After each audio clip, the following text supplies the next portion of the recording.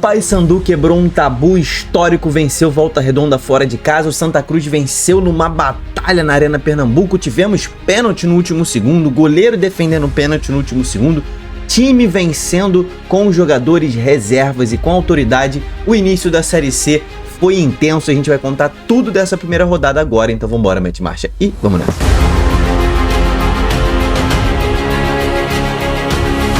Fala, torcedores e torcedoras fanáticas e fanáticos, eu sou o Diogo Cunha, seja bem-vindo ao Torcedorismo, é um prazer estar aqui falando da primeira rodada da Série C 2026, então se você torce por um time que está na Série C, acredita no acesso, comenta aqui embaixo que o seu time vai subir.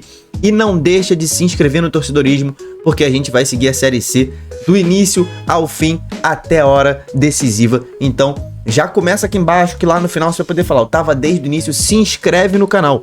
Teremos vídeos toda semana sobre Série C, analisando os jogos, a situação das tabelas e tudo mais no decorrer da Série C, probabilidades. Então se inscreve e a gente vai falar sobre a primeira rodada. A tabela está assim, o Ituano é o líder, o Maringá o vice, o Brusque, o Floresta, o Amazonas, o Botafogo, o Paysandu e o Santa Cruz. Todos esses times formam o G8, né? Os 8 times que hoje iriam para a segunda fase. Todos eles são os únicos que venceram na rodada. Tivemos 2 empates, né? O Figueirense empatou com o Ipiranga e o Guarani empatou com o Maranhão. Os demais times perderam, lembrando que nesta temporada somente 2 times são rebaixados. Volta Redonda e Anápolis hoje seriam os rebaixados. Mas assim, cara, tá tudo super empatado. Volta Redonda tá aqui só por conta de cartões. Então, vamos contar a história de todos os jogos e a gente já começa a entender quais times começam melhor, tá? Esse jogo entre Maranhão e Guarani, o Guarani que fez um excelente Campeonato Paulista, a gente entende que é um dos grandes favoritos ao título da Série C.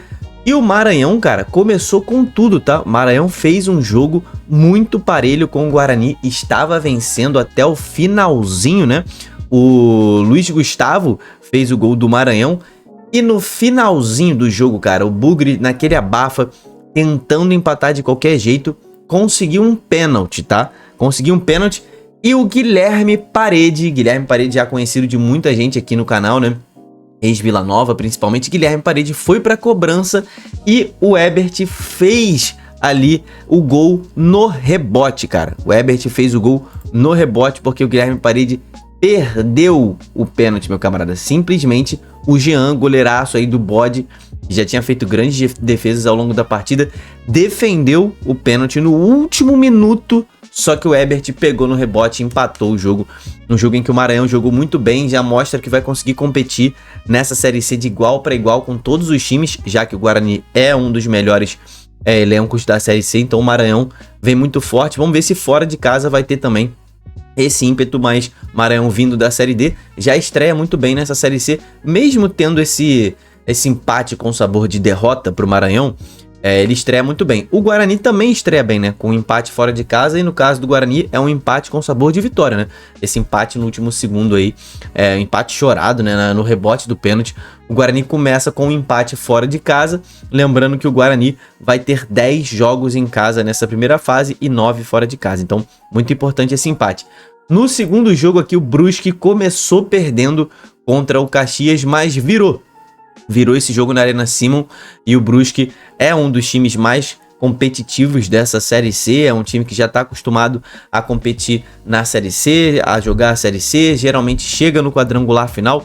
O Brusque larga muito bem, começou com um sustinho, mas virou para cima do Caxias. Outro time que virou foi o Maringá, e o Maringá lutou, tá? O Maringá lutou porque a Ferroviária começou vencendo o jogo, o Maringá chegou a empatar, tomou de novo o segundo gol, então o Maringá esteve atrás 2 vezes no placar, e lá na reta final do jogo conseguiu virar, aos 30 minutos fez o gol de empate, e logo depois, aos 39, virou com gol de pênalti do Negueba. Negueba cobrou, Negueba que fez 2 gols, né, nessa partida aí, ele acaba deixando o Maringá na frente, né, nesse início, né, de campeonato. Então o Maringá virando para cima da Ferroviária, é um time bastante aguerrido, pelo menos nessa primeira rodada, mas nesse jogo faltou um pouquinho de inspiração técnica para os 2 times.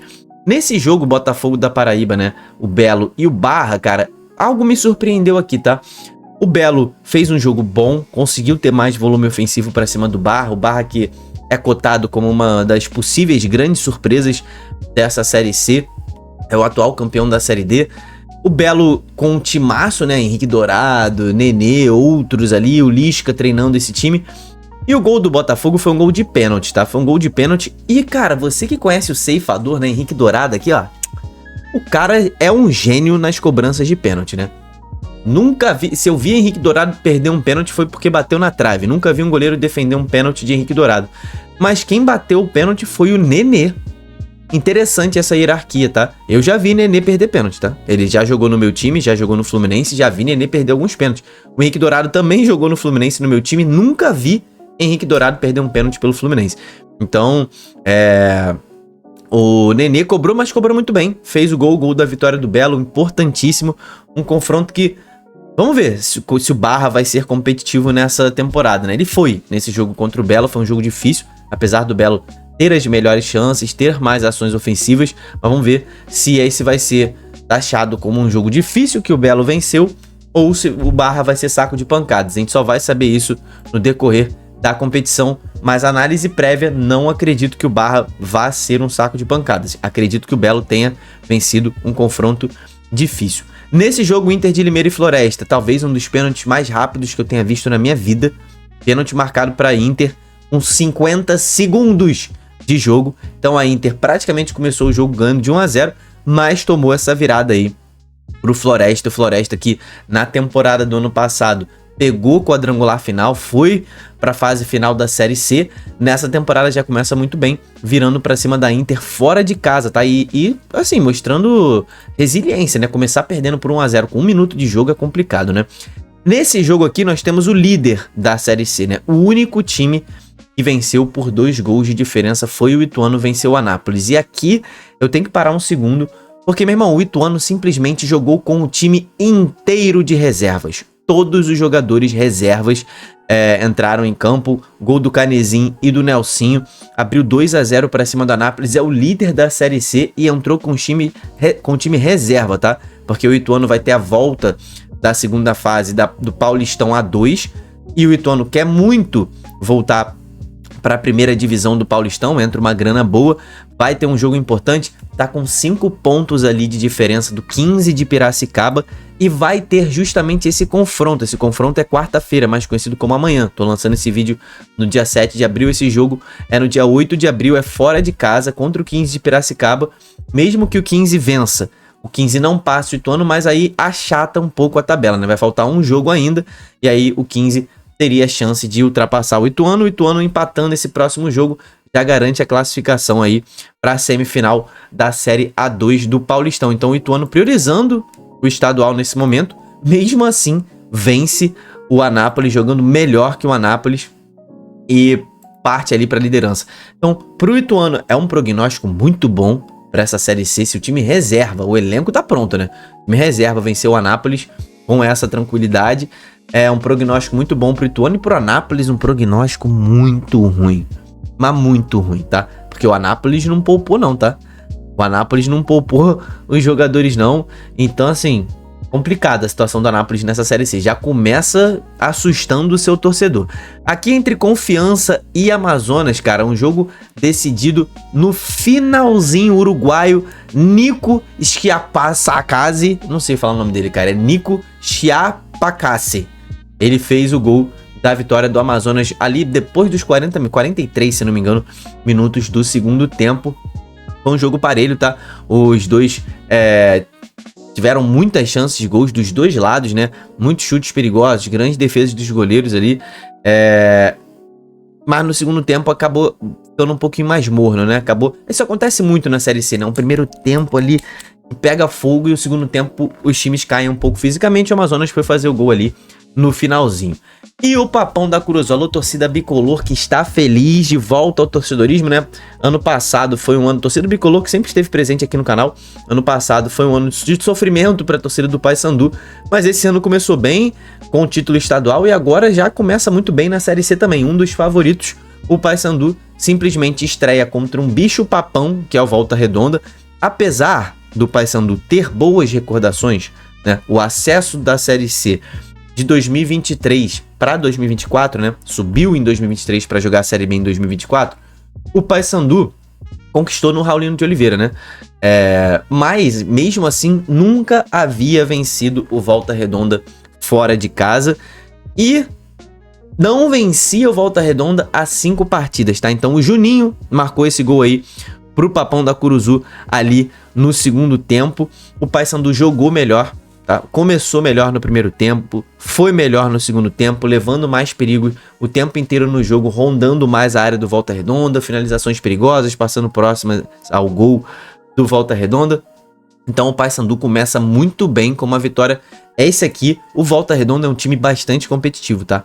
Então o Paysandu já finca uma bandeira ali na Série C para mostrar que vai vir forte. Venceu um jogo difícil que poucos adversários diretos por essa vaga no G8, poucos adversários do Paysandu vão conquistar essa vitória contra o Volta Redonda, em Volta Redonda no Raulino de Oliveira, tá? Então, ótimo início para o Paysandu, que na próxima rodada já vai jogar de volta na Curuzu, vai jogar em Belém. Então o Paysandu pegou o avião, voou para o Rio de Janeiro, pegou o ônibus, foi até Volta Redonda e venceu, tá? Então viagem desgastante, adversário difícil, tabu para quebrar, e o Paysandu enfrentou tudo isso. Então já começa a Série C em alta, um dos grandes times dessa temporada, aí, um dos grandes favoritos ao acesso. Ipiranga e Figueirense fizeram um jogo pouco emocionante. O Figueirense até começou tentando assustar, mas o Ipiranga logo tomou conta da partida, e o Ipiranga acabou abrindo o placar no segundo tempo, mesmo o Figueirense tendo um primeiro tempo ali, um início muito bom, depois o Ipiranga dominando. Aí depois o Figueirense melhorou muito com as substituições, né? Entrou o Arthur Henrique e o Dudu entraram, o Figueirense voltou melhor no segundo tempo, mas quem fez o gol foi o Ipiranga ali.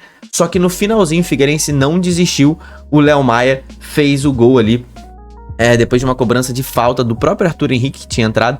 40 minutos do segundo tempo, o Figueirense conseguiu esse empate, muito bom esse empate pro Figueirense, que luta pela permanência na Série C nessa temporada, tá? E o jogo mais louco talvez tenha sido esse Santa Cruz e Itabaiana. O último jogo na segunda-feira, o Santa Cruz começa numa Arena Pernambuco, que eu vou lembrar pra você, tá? Arena Pernambuco, estádio de Copa do Mundo. Chovendo horrores o jogo, mas chovendo muito, com 9 minutos. O árbitro teve que paralisar, acabou com o gramado. Então fica até difícil a gente analisar a atuação do Santa Cruz e a atuação do Itabaiana. Fica difícil porque foi quase um polo aquático, cara. O gramado ficou quase 1 hora, o jogo paralisado. A galera veio com rodo pra tirar ali a água do gramado, mas não adiantou muito. Continuou alagado. Primeiro tempo foi muito ruim, porque por conta do gramado, não por conta dos times, né? Segundo tempo também foi mais fraco, o gramado estava um pouquinho melhor, mas ainda muito castigado.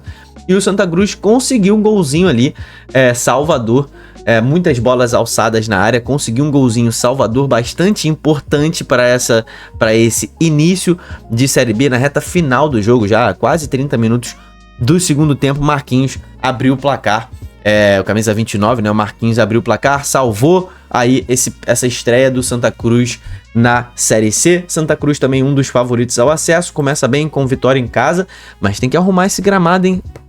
Tem que arrumar esse gramado aí. Eu sei que não pertence ao Santa Cruz, Arena de Pernambuco, mas tem que pedir ali pros órgãos públicos darem um incentivo, até porque, cara, esse gramado tinha uma drenagem de Copa do Mundo.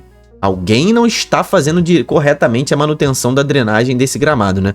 Deveria ter uma drenagem melhor. Então, os favoritos ao acesso ganharam nessa rodada, né? Santa Cruz, Paysandu, o Ituano, o Belo. Só o Guarani que acabou empatando, mas pelo menos foi fora de casa. Então, começa emocionante com os favoritos vencendo na Série C. Já comenta aqui embaixo quem vai subir e para qual time você torce. Se inscreve no canal. Até o próximo. Deixa a curtida se você gostou do vídeo e se você quer incentivar a Série C no YouTube, tá? Até o próximo. Tamo junto. Valeu e falou.